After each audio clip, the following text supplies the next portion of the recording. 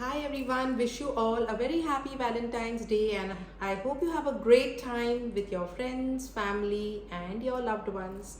So here is an unsaid message from your lover to you. So let's see which card and what message is here from your lover. So in this card it's trying to say that your lover in every moment of the universe is conspiring to bring me towards the right minded thinking and the energy of love.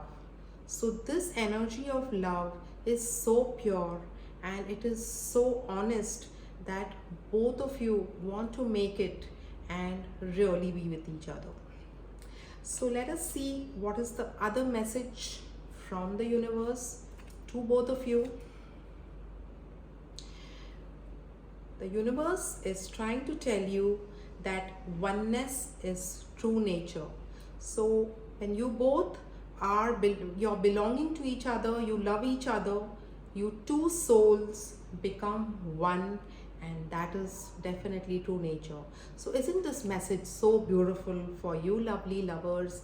And I hope this is really true for you, and I hope you have a great day and a very special Valentine.